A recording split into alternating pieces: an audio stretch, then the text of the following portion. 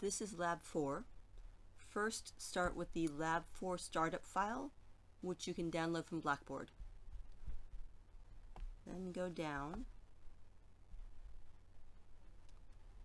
to this area here. We want to add the sum of one roll of dice with a second roll of dice. Rolls of dice look like these possible outcomes. We want to sum them, so here we'd add 3 plus 1, 4 plus 1, 5 plus 1, 3 plus 2, 4 plus 2, 5 plus 2.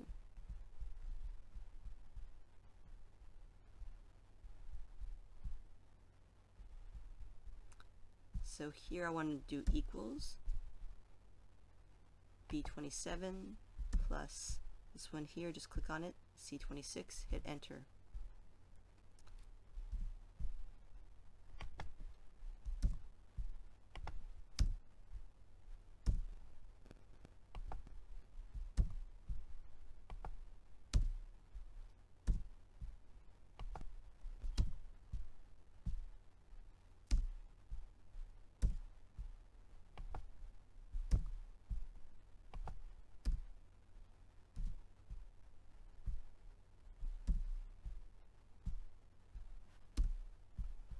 We go to formulas, show formulas, we can see that one number changes as these numbers change and one stays the same because this number 1 always stays the same.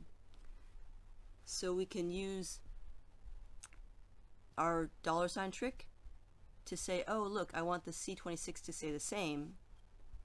If I had put a $ here,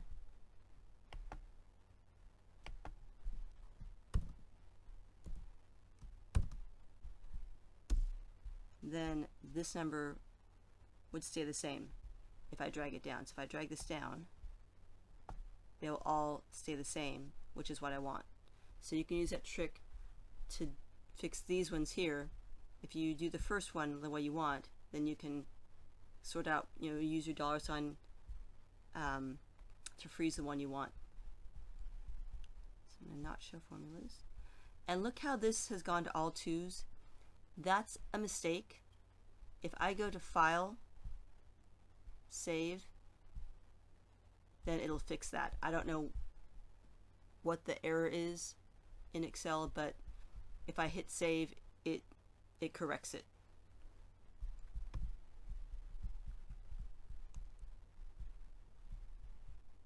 So I'm going to pause while I input the rest of these.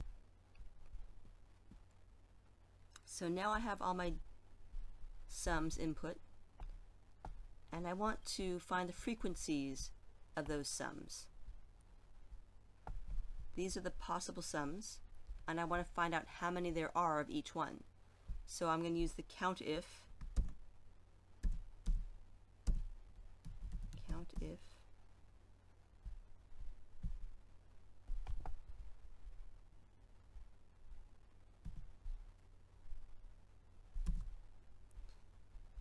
and I'm going to pick the range, which is all of my data in here, comma, what am I counting? My criteria. I want to count what in this range? Well, for this one I want to count 2's, so I'll put in 2. And I'll let you figure out what you should do for the rest of these. Next, we want to sum how many we have, add them up. So I'll go down to my total, and here I'll click on my auto sum, and it picks the array I want, so I hit enter. Now we want to find our relative frequency. So here, how do we find a relative frequency? We do our frequency divided by our total to get our frequency relative to the total. So equals, here's my frequency, I'm going to divide it by my total, which is this guy down here. And you should figure out what to do for the rest of these.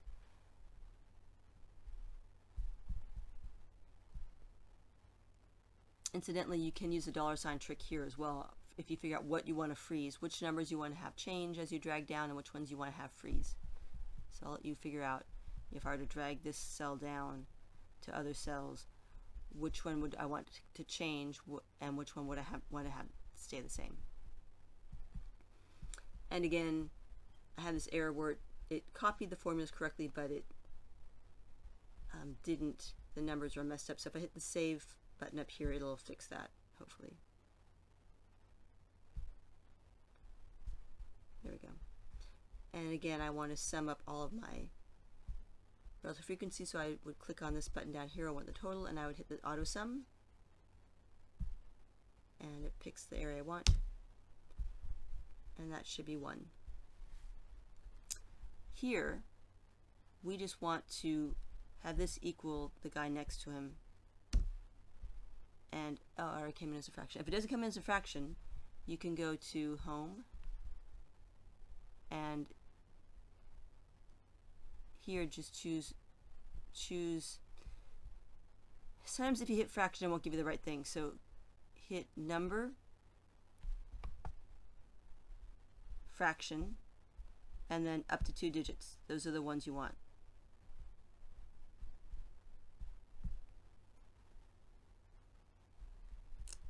And this one I should be able to just drag down and hit save. And while I'm at it, let me save this file as a file that I want. So I'm going to do save as, and lab 4.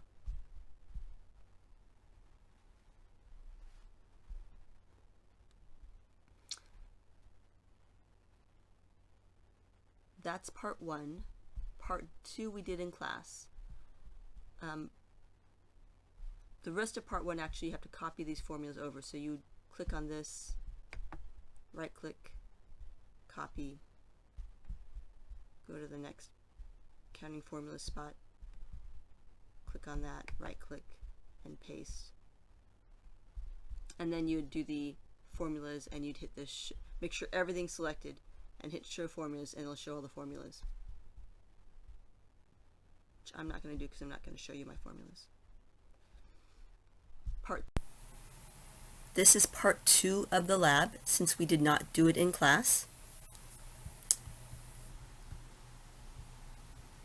We have 3 problems. One will be a permutation, one will be a combination, and one will be a factorial. You need to decide which one is which, put them in their appropriate spot here, and type in the appropriate numbers and the formulas.